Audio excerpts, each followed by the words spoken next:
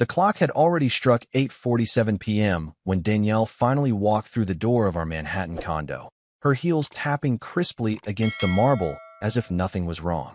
I was sitting at the kitchen island, arms folded, eyes fixed on the door like I'd been waiting for a storm to hit, and had just walked in wearing a tailored blazer and Chanel perfume. "You're late," I said, my voice low, not raising it yet, not yet. Danielle barely looked at me. She tossed her keys into the ceramic bowl by the entryway and slid off her coat in one smooth motion. "There was a last-minute meeting," she said, her tone clipped.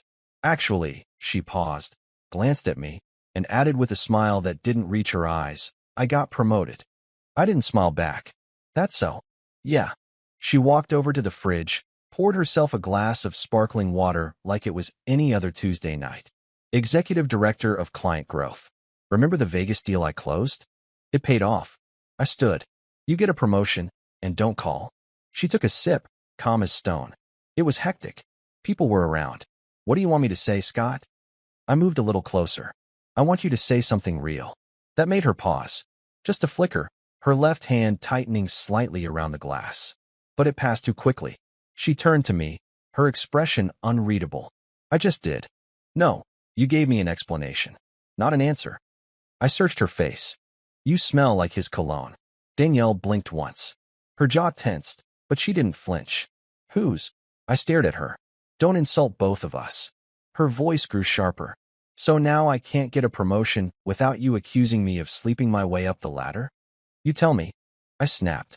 "Wow," she muttered, then shook her head. "You really think that little of me?"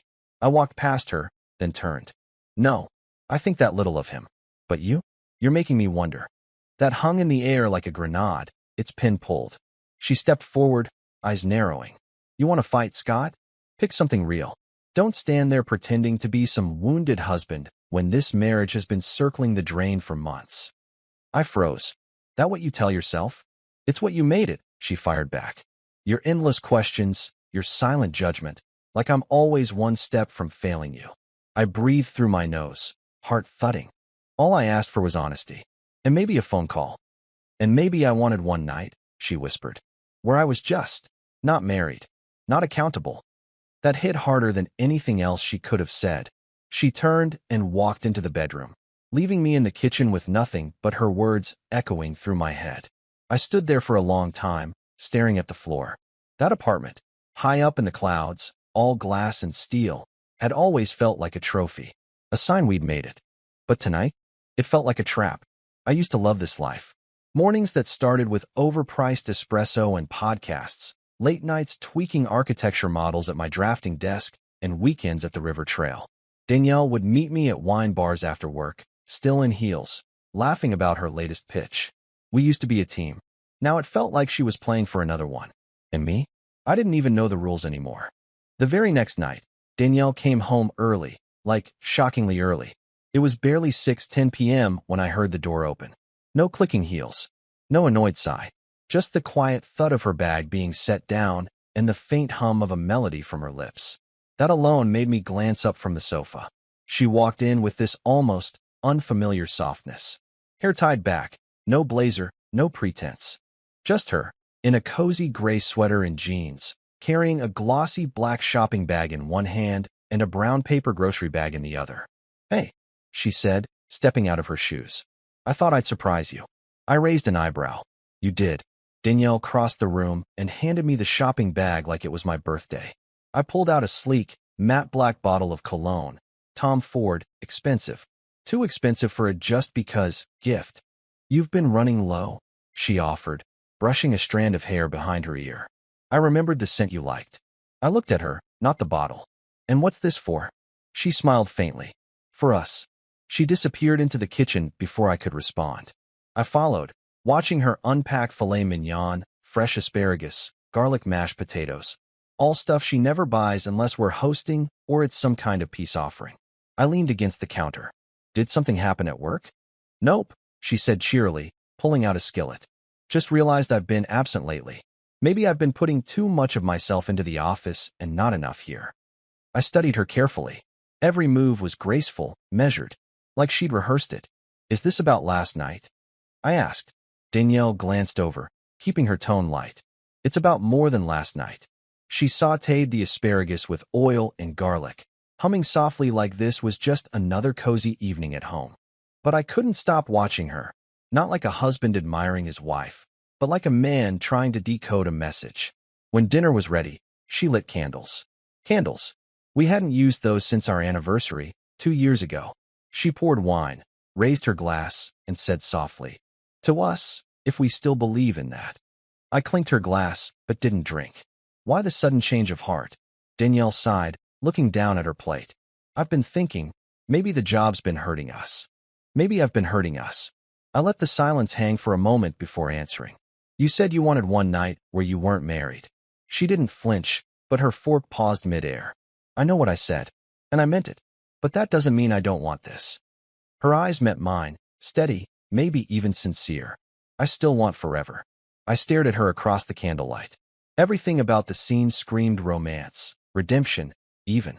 But I couldn't unsee the flicker I saw in her eyes the night before. The way her voice tightened when I mentioned another man. Now, she was perfect. Too perfect. I want to believe you, I said quietly. Danielle reached across the table and brushed her fingers over mine. Then do. I didn't move. I didn't speak. I just let her touch linger while something inside me refused to settle. Maybe I should have leaned in. Said I forgave her. Let the moment heal something. But instead, I sat still. And somewhere behind my silence, I knew. This was a performance. And I wasn't clapping. It was one of those sleek, overpriced midtown lounges where the music is just a bit too loud and everyone's pretending not to care who's watching. The firm had rented the upper level for the Friday night mixer. Glass walls, ambient lighting, signature cocktails with stupid names like Revenue Royale. And of course, Danielle was glowing in her element. She wore a deep emerald dress I hadn't seen before, the kind that made heads turn when she walked past. She clutched her wine like a prop, flashing practice smiles at coworkers and dropping buzzwords like confetti. It was clear she belonged here. Me? I was the accessory tonight, the supportive husband nodding in the background while she held court. I stood near the bar, swirling my drink and watching the room. That's when I noticed her. A woman across the lounge, maybe late 20s, with sharp cheekbones and a sharper stare. She was tall, confident, dressed in all black, blazer, heels, not trying to impress anyone. But the way she was looking at me, that wasn't polite curiosity. It was deliberate, unbroken. I glanced away, then back. Still watching. I turned toward Danielle, who was now mid-conversation with 2 men I vaguely recognized from LinkedIn photos, finance guys. She laughed a little too loud, tilted her head at something one of them said. And I swear, for a second, her hand brushed the arm of the taller one. I cleared my throat. Need another drink? She turned to me with a polished smile. I'm good, babe. Then, just as she looked away again, she saw her. The woman in black. Still watching. And just like that, Danielle stiffened. She didn't say a word. Didn't even fake a smile. She just grabbed my wrist, not gently, and whispered, "Let's go." I blinked. What? I feel sick, she said quickly. The shrimp. I knew I shouldn't have eaten it. You haven't eaten yet. She ignored that and started pulling me toward the elevator, fast and tense. Danielle, I said, trying to keep up. What's going on? I told you. She snapped, jabbing the elevator button with unnecessary force. Spicy shrimp. I feel nauseous. You've had 1 sip of wine and half a cracker. Can we not do this here? She hissed, barely looking at me. I don't want to throw up in front of clients. The elevator doors opened, and she dragged me inside like a woman fleeing a crime scene. Only when the doors closed did I see her reflection in the mirrored wall, her eyes darting, jaw clenched. Was that Riley? I asked, watching her face. She paused, too long. What? The woman staring at me. That was Riley, right? Danielle exhaled, looking down at her shoes. She's my boss's wife. I raised an eyebrow. You said your boss was a guy? He is, she said quickly. That's his wife. They're complicated. I don't know their situation. I folded my arms. She looked at me like she knew something. She's just dramatic. Danielle's voice was brittle now. Look, let's just go home, all right. The ride down was silent, but her fingers were shaking. And whatever nausea she claimed to feel, it wasn't from the shrimp. It was a quiet Tuesday afternoon, the kind where time feels padded. I was sitting at the kitchen table, laptop open, coffee lukewarm. The apartment was silent except for the occasional ding of incoming work emails and the steady rhythm of city traffic 8 floors below. Danielle had left that morning like everything was normal. Coffee in a travel mug, blazer over her arm, a kiss on the cheek that didn't linger long enough to feel real. At 2:14 p.m., the buzzer rang. I wasn't expecting anyone. Definitely not a second buzz, sharper this time. I stood up and checked the screen by the door. Her, Riley, still in black, leaning casually against the building's entry column like she owned it. That same unreadable expression. Her lips barely moved when she said into the camera, "Open the door, Scott. We need to talk." I hesitated for a second too long, then hit the button. The knock came moments later, quick and certain. I opened the door. She didn't waste time. Riley stepped inside like she knew the place, like she'd been here before. She looked around, the glass coffee table, the wall of books, the wedding photos still hanging near the hallway, then turned to me with a wry smile. "Nice place. Looks like a catalog. Very curated. Can I help you?" I asked, standing squarely by the door. "Actually," she said, setting her handbag on the counter, "I'm here to help you." I stayed silent. She stepped closer and held out a thick envelope. "What's this?" I asked, not reaching for it yet. "Proof," she said, "that you're not crazy." I finally took it and pulled the flap open. Photos. Printed. Dozens of them. Danielle. Her boss. Riley's husband. Different outfits. Different restaurants. Some hand-on-knee moments that no business dinner should include. One taken from behind glass. Hotel lobby. "Your wife's been busy," Riley said dryly. "So has my husband." I looked up. "How long have you known?" "Months," she replied, walking over to the window. But I needed confirmation. And patience. Turns out, betrayal has a schedule. I set the photos down carefully. "Why bring this to me?" She turned, met my eyes. "Because I want something. And so do you." "I don't want revenge," I said. She laughed. "That's what people say right before they burn everything down." I didn't reply. Riley walked back over and leaned against the counter. "There's a party this Friday. Private, off books. My husband always hosts it. Selective invite list. No spouses allowed. Danielle's going." I narrowed my eyes. "And you want me to what? Show up with you?" "Exactly. I'm not the type to make a scene." She smirked. "You don't have to. Just walk in with me. Let the rest write itself." I shook my head slowly. "Why me?" "Because she's still lying to you. Still trying to control the narrative. And you deserve to see it unravel from the inside." I looked down at the photos again. The tilt of Danielle's smile. The closeness. The intimacy she reserved for me. Now spent like loose change. "Why not confront them yourself?" I asked. "I did," she said. "He gaslit me. Said I was paranoid. That's when I hired the photographer." Silence settled for a moment. The kind that has weight. Riley's voice dropped, calm and direct. "Look, you can stay here and pretend this didn't happen. Or we can pull the mask off together." I didn't answer right away. I just stared out the window. The city looked the same.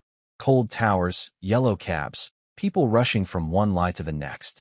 But inside me, something shifted. I didn't know if I wanted revenge, but I definitely wanted the truth to cost her something. The next few days felt like living inside a snow globe. Everything looked clean and still on the outside, but inside, frozen silence, swirling with the weight of things unsaid. Danielle started playing house like nothing had changed. She'd kiss my cheek in the mornings, hum while brushing her hair, even text me mid-afternoon with things like, "Thinking of making pasta tonight. You in?" But her warmth didn't fool me anymore. It was all too curated, like a script she was trying too hard to stick to. And so I played my part too. "Sure," I texted back. "Pasta sounds good." That night, we sat across from each other at the table, steam rising from her homemade rigatoni like a peace offering. But neither of us really ate. We made small talk, surface-level stuff, the kind you have with someone sitting next to you on a long flight. "How's that new project coming along?" she asked, sipping her wine. "Slow. Building codes are a nightmare." She smiled like she cared. "Well, you always figure it out." "Yep," I said flatly. Eventually, our eyes met for a split second, and in that moment, we both knew. The whole thing was rotting from the inside. Later, we sat on opposite ends of the couch. She scrolled through her phone with a half-fake grin, showing me a meme about cats working in offices. I chuckled. Cute. Then I turned back to my laptop. This dance went on for 3 days. Passive smiles. Choreographed dinners. Perfectly timed I love yous. But beneath it all, Cold War. The kind where both sides are heavily armed and waiting. On Thursday, she leaned against the bathroom doorframe as I shaved, watching me in the mirror. You've been quiet lately. I met her gaze through the glass. So have you. She tilted her head. You okay? I nodded. Yeah, just tired.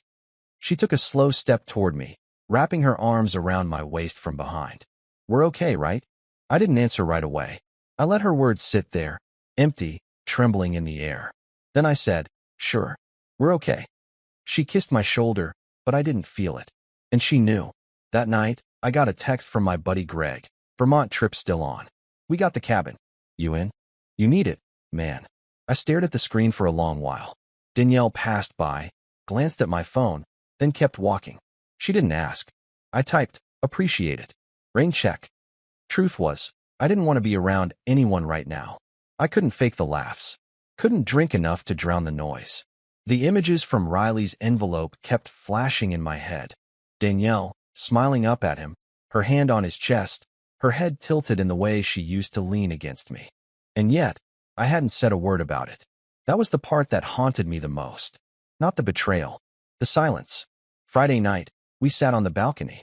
City lights blinking below us. The sound of distant sirens mixing with jazz from someone's rooftop speaker. She poured 2 glasses of wine and handed me one. She clinked it gently against mine. To the weekend, she said. I took a sip. To whatever that means anymore. She turned. What's that supposed to mean? I shrugged. Nothing. Danielle narrowed her eyes. No, it means something. You've been acting different. I met her stare. You're imagining things. Her voice sharpened. Don't do that. Don't gaslight me. Now I turned fully to face her. Funny choice of words. She blinked. Excuse me. You say I'm being distant. But you disappear into your phone half the night. You smell like a man's cologne that isn't mine. And you think cooking pasta and buying me cologne makes it all go away? Her jaw clenched. So now you're accusing me? I held her gaze. Calm. I didn't yell. I didn't flinch. I'm not accusing. I'm observing. She stood, pacing now. This is toxic, Scott. Seriously, you're reading into things that aren't there. Then tell me, I said evenly. Where were you last Thursday night at 10:30? She froze.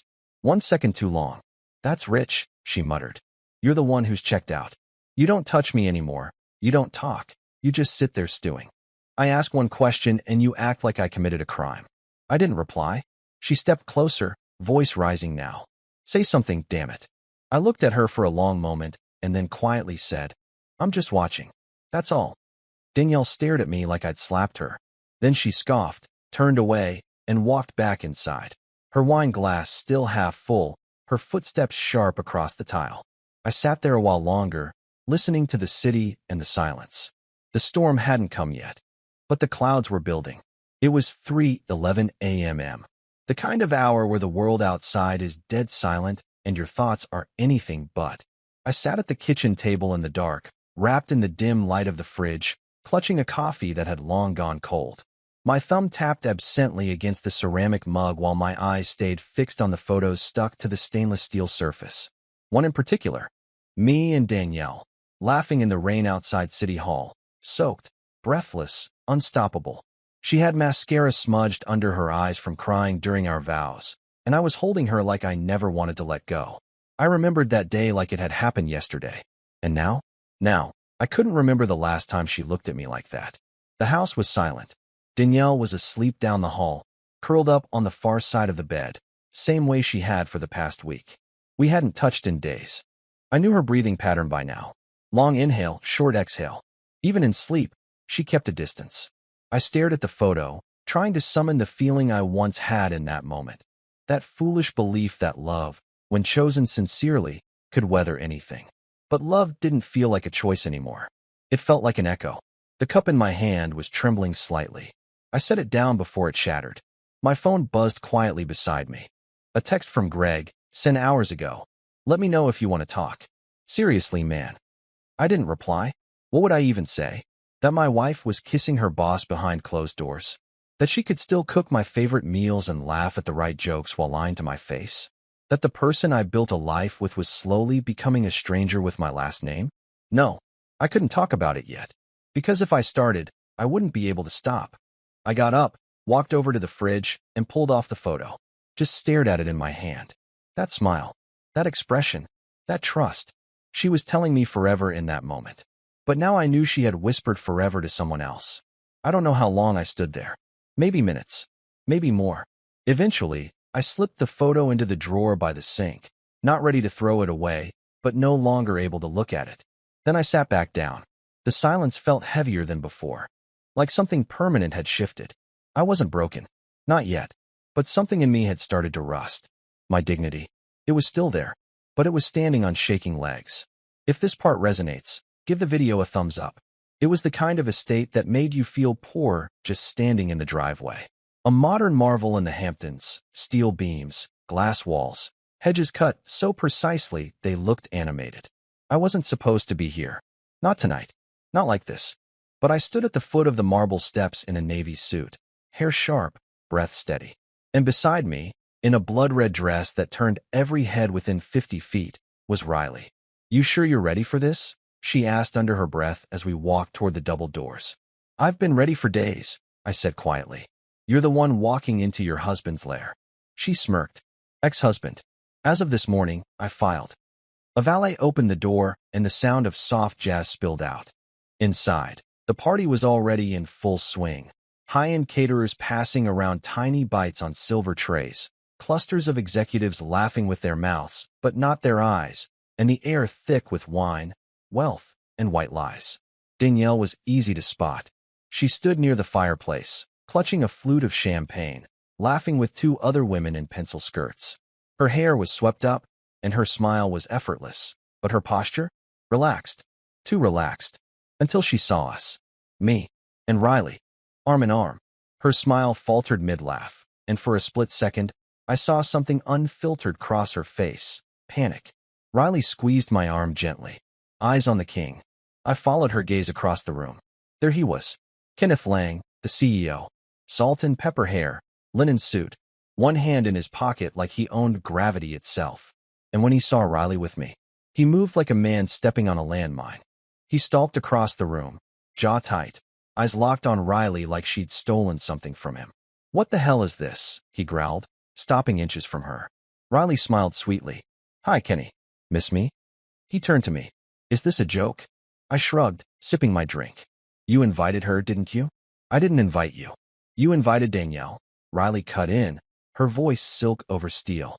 "He's her plus one." Danielle had walked over now, pale, her voice low and brittle. "Scott, can we talk?" "Not now," I said evenly. "We're mingling." Her eyes darted to Riley, then to the CEO, then back to me. "Please." I took another sip, looked straight at Kenneth. "I just have one question," I said calmly. "Do all your business meetings end with hotel receipts?" The room hushed. Danielle froze. Kenneth blinked, thrown. "You watch your mouth," he snapped, stepping closer. I didn't move. "You don't get to threaten me. You don't get to hide behind titles when you're wrecking people's lives. You're nobody," he spat. "You think showing up here with her gives you power? She's a joke." Riley's smile dropped. "Careful, Ken. You know what I think," he barked. "I think you're just a bitter employee and a pathetic husband." And with that, he shoved me. Hard. I stumbled back, hit the edge of a chair, and then everything went black. I remember the sound of glass shattering. Gasps. The thud of my body hitting the floor. Then nothing. Just silence. Dark, peaceful silence. I woke up to that kind of hospital light that makes everything look worse than it is. Pale, flat, unforgiving. There was a soft beeping somewhere near my head. My mouth was dry. My temple throbbed in slow, dull waves. And beside me, in a leather chair pushed too close to the bed, sat Riley. One leg crossed over the other, phone in hand, eyes scanning something I couldn't see. She looked up the moment she heard me stir. "Welcome back, hero," she said, setting the phone down and leaning in slightly. I blinked a few times. "What happened?" Her smile was tight. "You stood up to a corporate monster in front of 50 people and got a free flight to the ER for your trouble." I tried to sit up. Regretted it immediately. "Easy," she said, pressing a hand gently against my shoulder. "You hit the marble corner of a table on the way down. No concussion, but they stitched you up." I reached for my head and felt the bandage. "Great. You should have seen the CEO's face when security dragged him out. she said, smirking, like a toddler who dropped his ice cream. I let out a low breath. So, it worked. Oh, it worked, Riley said, sitting back. Board members are in meltdown. PR's spinning nonsense, legals sharpening knives, and investors are ready to bail. She opened her phone and turned it toward me, headlines flashing across the screen. Lang Corp CO accused of workplace misconduct after private party incident, affair, assault, and whistleblowers. What really happened at Lang's Hamptons estate? I stared at it. My name wasn't in the articles, but the photos were clear. Riley helping me up, the CEO mid-shove, Danielle caught between them like a statue melting under pressure. This'll ruin him, I said. Riley nodded. That's the idea. I looked at her. Really looked at her. Her hair was pulled back now. No lipstick. Just her, stripped down, unpolished, still here. You planned it perfectly. I hoped it wouldn't get violent, she said. But you were brave, Scott. You held your ground. I exhaled and stared at the ceiling. It doesn't feel like winning. That's because it's not a clean win, she said softly. You lost something too. We sat in silence for a few beats. Then she leaned forward and brushed a knuckle lightly against my arm. I meant what I said. You didn't deserve any of this. And I'm sorry you had to find out like that. I'm not, I said quietly. Not anymore. She tilted her head. Really, pain's better than pretending. Riley smiled, but it wasn't smug. It was quiet, thoughtful. Then, unexpectedly, she leaned in and kissed my forehead. Gentle, careful not to brush the bandage. Get some rest, she whispered. The storm's over. As she stood and adjusted the blanket over me, I closed my eyes, not to sleep, just to let it all settle.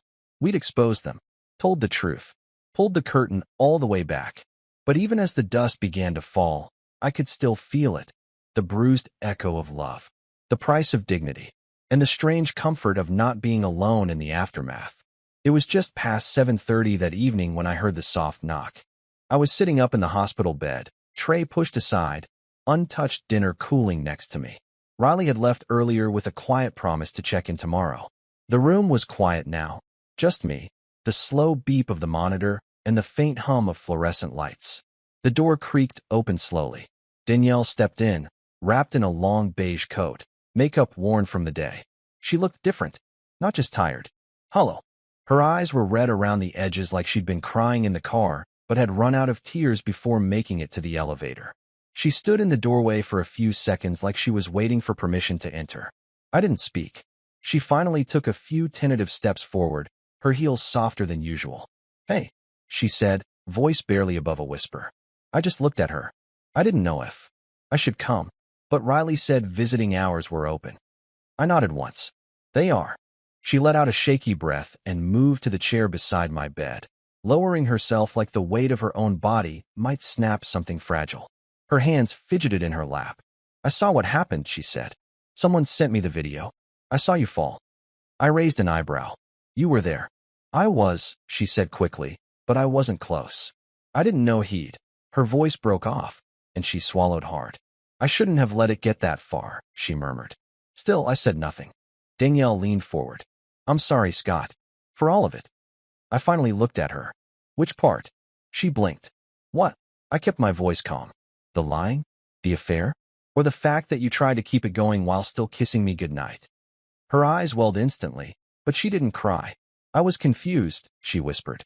No, I said, shaking my head. You were committed. Don't insult both of us. She looked down, hands trembling. You don't understand what it was like. You're right, I cut in. I don't. I never cheated. I didn't need someone else to feel seen. I never stopped loving you, she said suddenly, desperate now. That's the problem, I replied. You love me enough to stay, but not enough to stay loyal. She went still. I leaned back against the pillow. I know everything, Danielle. The dinners, the hotels, the meetings that ran late. Her mouth opened slightly, like she was going to deny it, but she stopped herself. I tried to fix it, she said softly. I made dinner. I bought you that cologne. After the photos were already taken, I said flatly. She winced. I wanted to tell you. I swear I did, she said. But every time I looked at you, I couldn't. I met her eyes. Not because you felt guilty. Because you didn't want to lose what you had at home while chasing what you thought you deserved outside it. Danielle wiped her face quickly, breathing hard now. I'm so sorry, Scott, she said again. If I could take it back, I would. You can't. Silence fell again. Heavier this time. I don't know what to say, she whispered. Then don't say anything.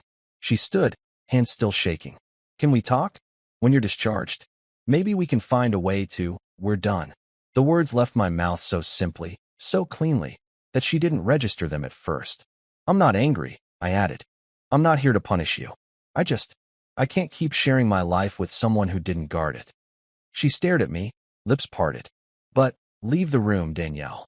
Tears finally broke loose, streaming quietly as she looked around the sterile space, searching for some kind of anchor. There was none. She backed toward the door slowly, her face crumpling, her body shaking with soundless sobs. I watched her leave. Didn't flinch. Didn't chase her. The door clicked shut behind her, a soft, final sound. And for the first time in weeks, I breathed all the way in. The bell above the cafe door jingled softly as I stepped inside. The place was small, tucked between a flower shop and a bookstore on a quiet downtown street. No music, just the low hum of voices and the clink of silverware on ceramic. Riley was already there. Same corner table. Same black coffee. She looked up as I approached, her expression unreadable, but calmer than I'd ever seen it. Hey, I said. Hey, she replied, gesturing to the seat across from her. How's the head? Healing, I said, easing down into the chair. Little sore. Better than the alternative. She reached under the table and pulled out a thick manila folder, sliding it toward me. What's this? I asked. Closure, she said. Or at least a version of it. I opened it. Inside were papers, statements, timelines, legal drafts, internal emails. Things I hadn't seen. Things Riley had clearly been holding on to. This, she said, tapping the stack, would bury both of them. I flipped through a few pages, payments between accounts, hotel invoices billed under fake departments, a full legal motion for misconduct already drafted. Even the CEO's assistant had signed a written statement.